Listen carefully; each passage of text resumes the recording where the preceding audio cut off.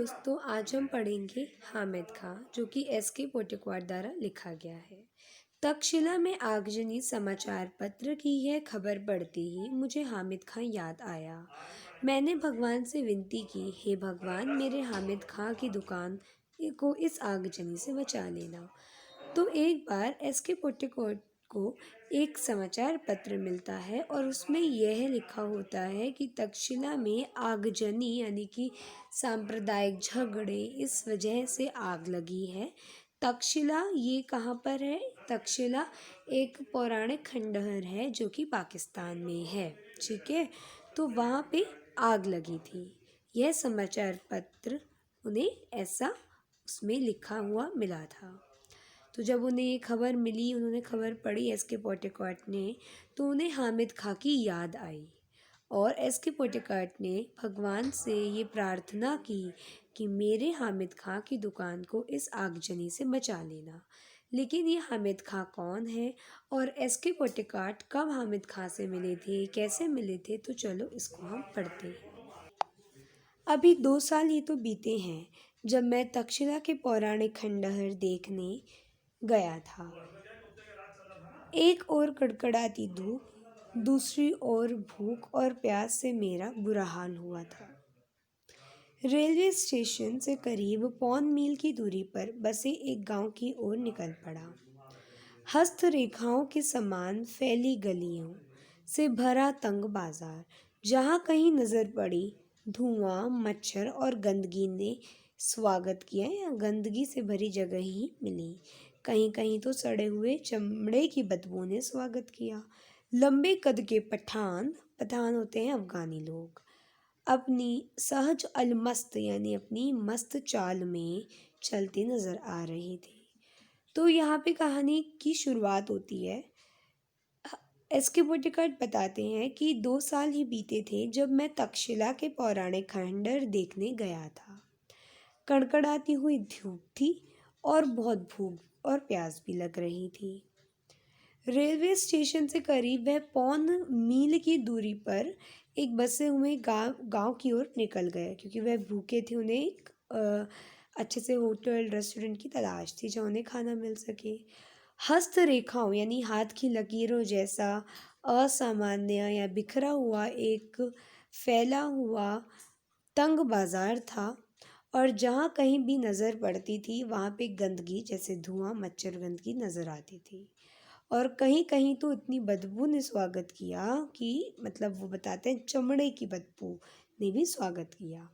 लंबे कद के पठान होते हैं अफगानी, अपनी सहज अलमस्त यानी कि उनकी सहज सहज यानी उनकी जो खुद की आदत होती है, अपनी खुद अपने जो वो इनफॉर्मल वे से चलते रहते हैं मस्त वाली तरह से, तो उसमें वो चल रहे थे।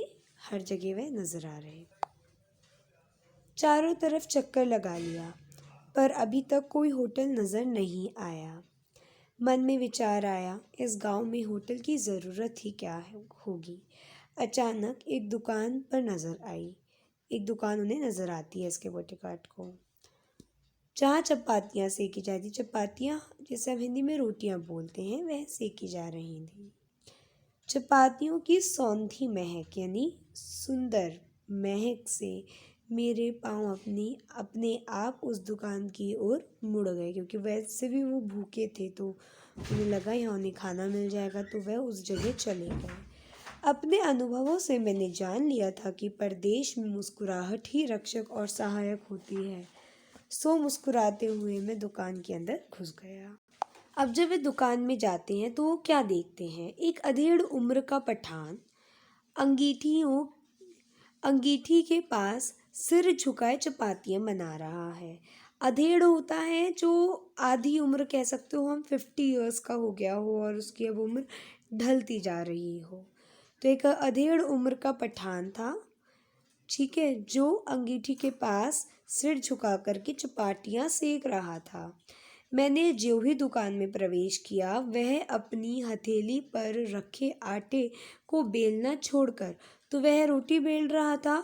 अब उसने आटे को बेलना छोड़कर, है ना, जिससे हम रोटी बनाते हैं, तो उस आटे को बेलना छोड़कर उन्होंने मतलब जो वो अधेड़ उम्र का व्यक्ति था, उसने, वो एक पठान था, अधेड़ उम्र का पठान था, उसने लेखक की ओर घूर घूर कर देखा।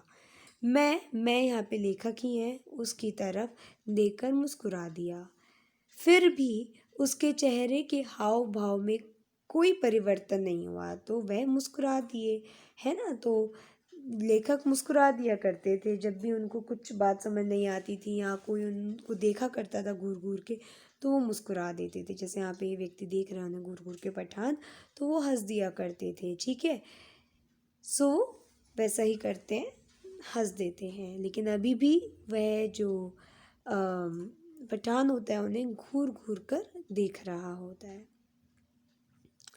तो आगे क्या हुआ? मैं उसकी तरफ देखकर मुस्कुरा दिया, फिर भी उसके चेहरे के हाव भाव में कोई परिवर्तन नहीं हुआ। वह बेपरवाही के साथ तीखी नज़र से मुझे निहारे जा रहा था, देखे जा रहा था लेखक को। खाने को कुछ मिलेगा? मैंने धीमे स्वर में पूछा। चपाती और सालन है। तो खाने को कुछ मिलेगा? मैंने धीमे स्वर में पूछा। लेखक ने ये बात पूछी और फिर जो पठान है उसने बोला चपाती और सालन है, वहाँ बैठ जाइए, ठीक है। उसने एक बेंच की तरफ इशारा करते हुए कहा कि आप उधर बैठ जाइए, चपाती और सालन है, वहाँ बैठ जाइए। मैं बेंच पर बैठकर रूमाल से हवा करने लगा। मैंने दुकान के भीतर झांककर देखा। बेतरतीबी होता है बिना किसी तरीके से, बिना किसी तौर तरीकों के, बिना किसी सलीके के, ठीक है, उसे हम बेतरतीबी कहते हैं। मतलब बिल्कुल अनसिस्टमैटिकली एक आंगन था जो कि लिपा हुआ था, धूल से सनी दीवारें थीं। एक कोने में खाट पड़ी हुई थी जिस पर एक दड़ियल होता है दाढ़ियों वाला बूढ़ा, गंदे तकिए पर कोहनी टेके हुए हुक्का पी रहा था। तो ये जो बूढ़ा व्यक्ति था, यह दड़ियल था और ये क्या कर रहा था? ये हुक्का पी रहा था। हुक्के की गुड़गुड़ाहट में उसने अपने आप को ही नहीं बल्कि सारे जहां को भुला रखा था, यानी कि वह हुक्के पीने में मस्त था। भाईजान, आप कहाँ के रहने वाले हैं? चपाती और को अंगारों पर रखते हुए उस अधेड़ उम्र के पठान ने पूछा। तो उस अधेड़ उम्र के पठान ने क्या पूछा? भाईजान, आप कहाँ के रहने वाले हैं? मालाबार की, मैंने जवाब दिया। मालाबार के? किसने बोला? लेखक ने बोला। मालाबार कहाँ पे है? साउथ इंडिया में है। उसने ये नाम नहीं सुना था। आटे को हाथ में लेकर गोलाकार बनाते हुए पूछा, यह हिंदुस्तान में ही है ना? हाँ, भारत के दक्षिणी छोर, मद्रास के आगे। तो दक्षिणी छोर है मतलब दक्षिण, जो हमारा साउथ शुरू हो जाता है, दक्षिणी छोर मद्रास के आगे, मद्रास के आगे अगर आप निकल जाओ वहाँ पे है। क्या आप हिंदू हैं? हाँ, एक हिंदू घर में जन्म लिया है। तो अब लेखक कहते हैं कि भाई मैं हिंदू हूँ। कैसे? मैंने हिंदू घर में जन्म लिया है। तो बड़े गर्व के साथ ये कहते हैं। उसने एक फीकी मुस्कुराहट के साथ पूछा, आप मुसलमानी होटल में खाना खाएंगे? क्यों नहीं? हमारे यहाँ तो अगर बढ़िया चाय पीनी हो और बढ़िया पुलाव खाना हो तो लोग बेठके बिना किसी हिचकिचाहट के, यानी कि मुसलमानी होटल में जाया करते हैं। तो लेखक हिंदू हैं, अब ये किसी मुसलमानी होटल में आए हैं, तो वह मुसलमान पूछता है, वह पठान पूछते कि आप मुसलमानी होटलों में खाना खाएंगे? फिर वह कहता है, जो लेखक है, कि क्यों नहीं, अगर हमारे यहाँ भारत में किसी को बढ़िया चाय पीनी है और बढ़िया पुलाव खाना है तो हम बेठके कहाँ जाते हैं? मुसलमानी होटल में जाया करते हैं। वह मेरी बात पर विश्वास नहीं कर पाया। मैंने उसे गर्व के साथ बताया, हमारे यहाँ हिंदू मुसलमान में कोई फ़र्क नहीं है। तो अब क्या हुआ कि यह जो पठान था, यह विश्वास नहीं कर पा रहा था कि भारत में इतना अच्छा हिंदू मुसलमान के बीच में रिश्ता है। तो अब लेखक गर्व के साथ यह बताते हैं कि हमारे यहाँ हिंदू मुसलमान में कोई फ़र्क नहीं है, भारत में सब मिलजुल कर रहते हैं। भारत में मुसलमानों ने जिस पहली मस्जिद का निर्माण किया था वह हमारे राज्य में एक स्थान कोडुंगलूर में है। तो कोडुंगलूर जो एक जगह है आपके साउथ इंडिया में, तो वहाँ पर ही ये पहली जो मस्जिद है भारत में बनाई गई थी। तो यह बताता है कि एक प्रतीक है कि हिंदू मुसलमान भारत में कितना मिलजुल के रहते हैं, कि भारत के आप किसी भी इलाके में चले जाओ आपको ऐसा नहीं मिलेगा कि ये हिंदू डोमिनेटिंग इलाका है या ये मुस्लिम डोमिनेटिंग इलाका है ना। हमारे यहाँ हिंदू मुसलमानों के बीच दंगे ना के बराबर होते हैं। उसने मेरी बात को बहुत ध्यानपूर्वक सुनकर कहा, काश यह मैं अपनी आंखों से देख सकता। मतलब वह बोलता है कि मैं आपके मुल्क में आकर यह खुद अपनी आंखों से देख सकता। फिर लेखक पूछते हैं, क्या आपको मेरी बातों पर विश्वास नहीं हुआ? मैंने पूछा, मतलब लेखक ने पूछा।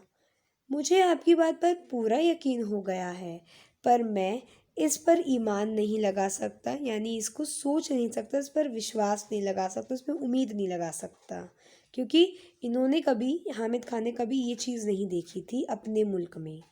क्योंकि यहाँ कोई भी हिंदू आपकी कई बातों को इतने फ़ख्र के साथ, यानी इतने फ़ख्र के साथ, इतना गर्व के साथ नहीं कह सकता है कि मुसलमान के साथ किसी मुसलमान से नहीं कह सकता, यानी कि एक हिंदू एक मुसलमान से मुसलमानों की तारीफ़ करे, ऐसा इसने पहली बार सुना था हामिद खान ने।